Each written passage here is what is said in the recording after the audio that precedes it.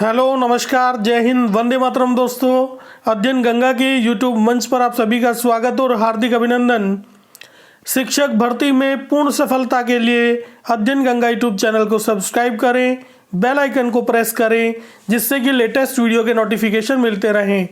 चलिए शुरू करते हैं आज का वीडियो।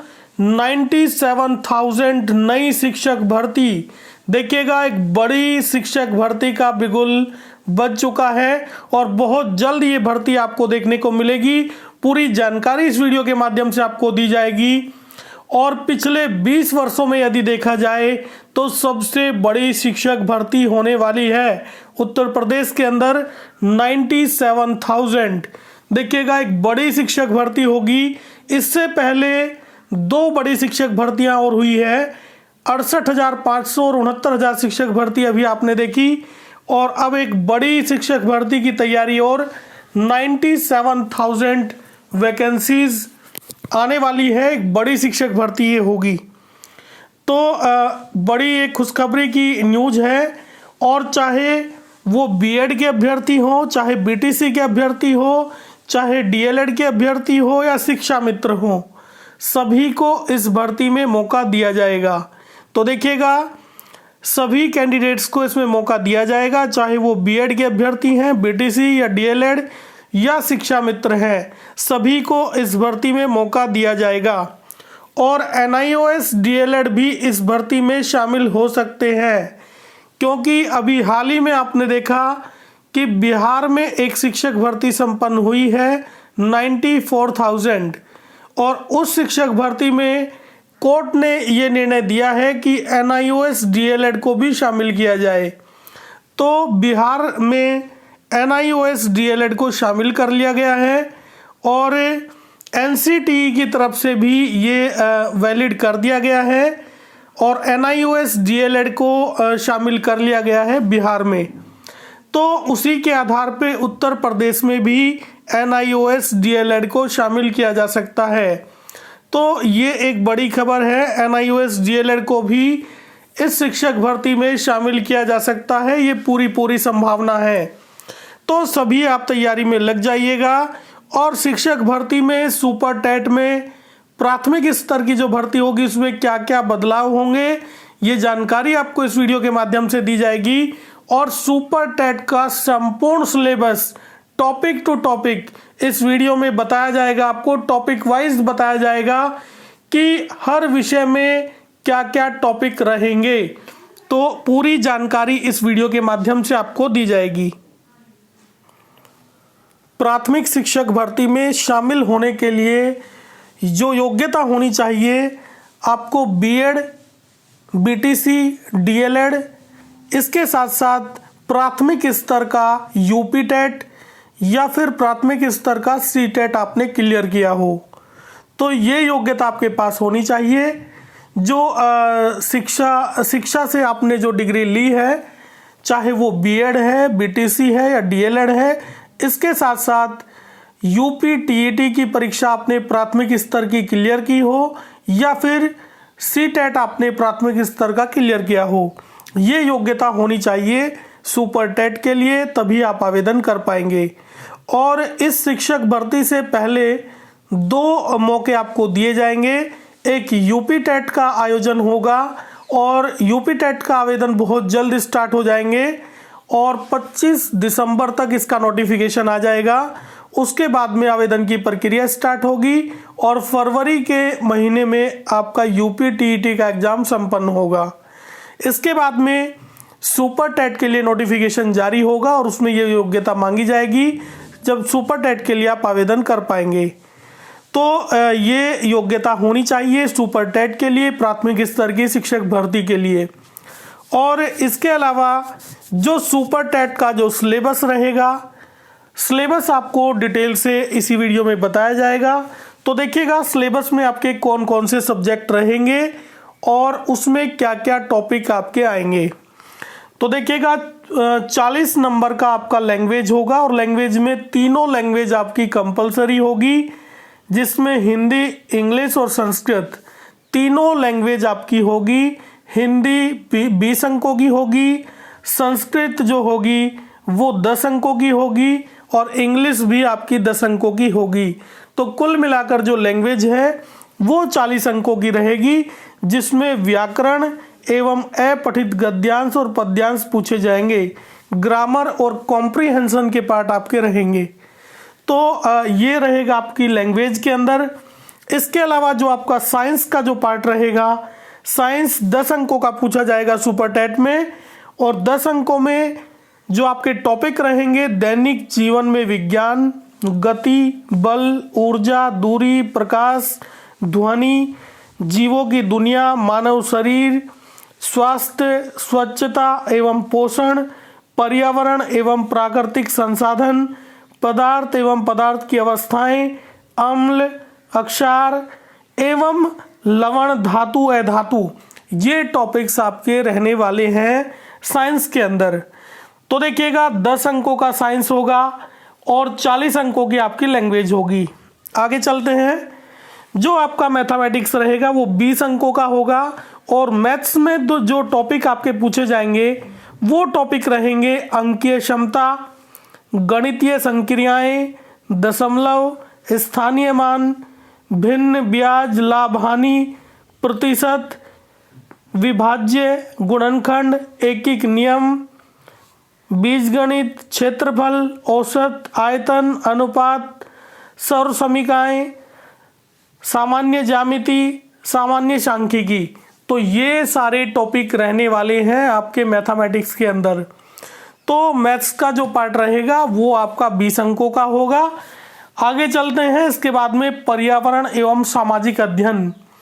पर्यावरण और सामाजिक अध्ययन का जो पार्ट आपका रहेगा ये 10 अंकों का रहेगा, और इसमें बहुत सारे टॉपिक इसमें भी पूछे जाएंगे, जिसमें पृथ्वी की संरचना, नदियां, पर्वत, महाद्वीप, महासागर व जीव, प्राकृतिक संपदा, अक्षांश और देशांतर, सौरमंडल, भारतीय भूगोल, भारतीय स्वतंत्रता संग्राम, भारतीय समाज सुधारक, भारतीय संविधान, हमारी शासन व्यवस्था, यातायात एवं सड़क सुरक्षा, भारतीय अर्थव्यवस्था एवं चुनौतियां, हमारी सांस्कृतिक विरासत, पर्यावरण संरक्षण, प्राकृतिक आपदा प्रबंधन। तो कुल मिलाकर यदि देखा जाए पर्यावरण एवं सामाजिक अध्ययन जो आपका एक टॉपिक रहेगा, इसमें ये 10 अंक का रहेगा। ये जो पार्ट रहेगा आपका 10 अंकों का रहेगा, और इसमें आपका हिस्ट्री, ज्योग्राफी, इकोनॉमिक्स और पॉलिटी, इन सब से संबंधित आपके टॉपिक रहेंगे, और एनवायरनमेंट, इन सब से संबंधित आपके टॉपिक रहेंगे।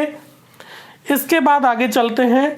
जो आपका नेक्स्ट जो पार्ट रहेगा शिक्षण कौशल, और शिक्षण कौशल के अंतर्गत जो टॉपिक पूछे जाएंगे, शिक्षण कौशल आपका 10 अंकों का होगा, और इसमें जो टॉपिक रहेंगे आपके शिक्षण की विधियां एवं कौशल, इसके अलावा शिक्षण अधिगम के सिद्धांत, वर्तमान भारतीय समाज एवं प्रारंभिक शिक्षा, समावेशी शिक्षा, प्रारंभिक शिक्षा के नवीन प्रयास, और इसके अलावा शैक्षिक मूल्यांकन एवं मापन, आरंभिक पठन कौशल, शैक्षिक प्रबंधन एवं प्रशासन, ये टॉपिक आपके पूछे जाएंगे शिक्षण कौशल के अंतर्गत।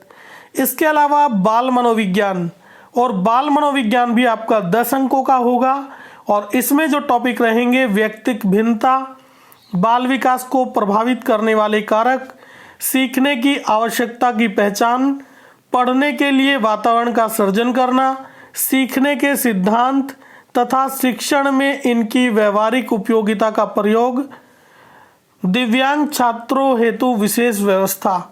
तो ये सारे टॉपिक आपके रहेंगे बाल मनोविज्ञान के अंतर्गत, और ये आपका 10 अंकों का रहेगा। इसके अलावा जो नेक्स्ट टॉपिक आपका रहेगा, और काफ़ी महत्वपूर्ण ये आपका पार्ट रहेगा, इसमें सामान्य ज्ञान और समसामयिक घटनाएं, यहाँ पे आपका जीके और करंट अफेयर्स पूछा जाएगा। और इसके अंतर्गत जो टॉपिक आएंगे करंट अफेयर्स में, आपके जो टॉपिक आएंगे समसामयिक महत्वपूर्ण घटनाएं, अंतर्राष्ट्रीय, राष्ट्रीय, प्रवेश में से संबंधित, प्रदेश से संबंधित महत्वपूर्ण घटनाएं। देखिएगा इसमें राष्ट्रीय, अंतर्राष्ट्रीय और उत्तर प्रदेश से संबंधित घटनाएं पूछी जाएगी। स्थान, व्यक्तित्व, रचनाएं, अंतर्राष्ट्रीय एवं राष्ट्रीय, पुरस्कार, खेलकूद, भारतीय संस्कृति, कला आदि। तो ये सारे सब्जेक्ट आपके आएंगे। सामान्य ज्ञान, समसामयिक घटनाएं, जीके और जो आपका करंट अफेयर्स का जो पार्ट रहेगा, ये सारे टॉपिक वहाँ पूछे जाएंगे। इसके अलावा आपका रीजनिंग का पार्ट भी रहेगा और जो सामान्य ज्ञान और समसामयिक घटनाएं हैं ये आपका 30 अंकों का रहेगा। देखिएगा सबसे महत्वपूर्ण पार्ट है, सर्वाधिक अंक इसी से पूछे जाएंगे और 30 अंकों का ये पार्ट आपका रहेगा। हालांकि सारे पार्ट महत्वपूर्ण हैं क्योंकि यहाँ पे आपको 150 में से कम 130 अंक लाने होंगे। 120 और 30 के बीच में तो अंक लाने ही होंगे यदि आप बिल्कुल श्योरिटी चाहते हैं कि आपका सिलेक्शन हो, क्योंकि इस बार आपने देखा कि 60-65 पर मेरिट लगने के बावजूद भी कट ऑफ जो लगा 60-65 पे लगा और उसके बावजूद भी दो गुने से भी ज़्यादा अभ्यर्थी सफल हुए इस कट ऑफ के लगने के बाद भी, यानी उसके बाद भी कंपटीशन हुआ उनके अंदर। तो काफ़ी कंपटीशन होने वाला है और इस बार मेरिट काफ़ी हाई जाने वाली है। तो अगर 120 अंक तक आप पहुंचते हैं तभी आप समझिएगा कि एक सीट आपकी सेफ रह पाएगी। चलिए आगे चलते हैं।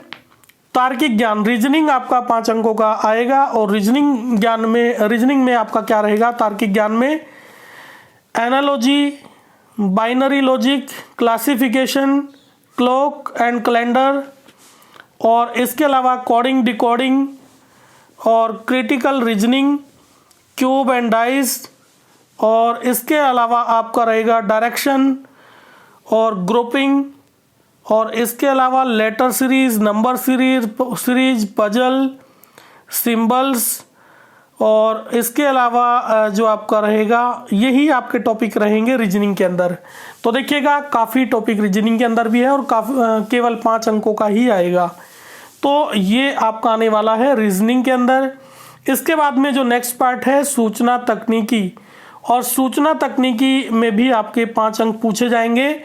शिक्षण कौशल विकास, इसके अलावा जो इसमें टॉपिक रहेंगे शिक्षण कौशल विकास, कक्षा शिक्षण तथा विद्यालय प्रबंधन के क्षेत्र में सूचना तकनीकी, इसके अलावा computer, internet, smartphone, OER, open education resource और शिक्षण में उपयोगी ऐप्स, डिजिटल शिक्षण सामग्री के उपयोग की जानकारी।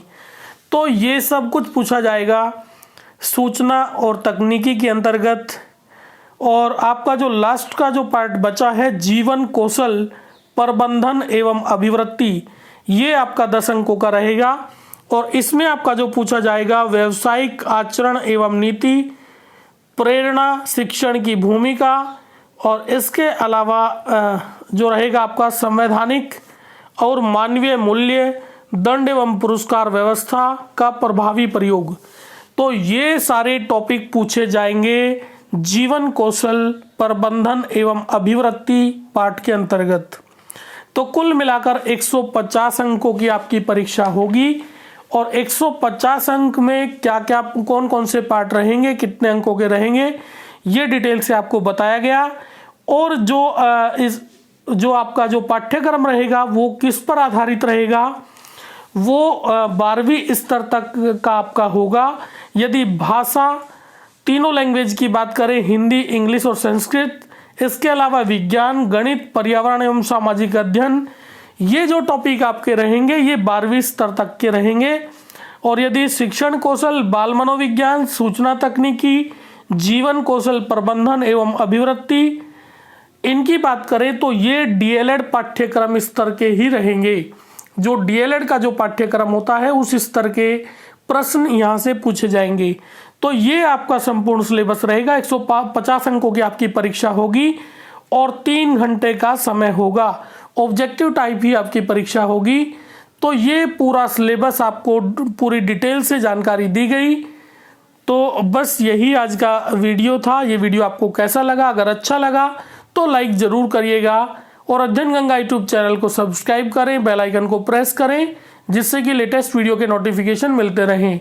पूरा वीडियो देखने के लिए बहुत बहुत धन्यवाद।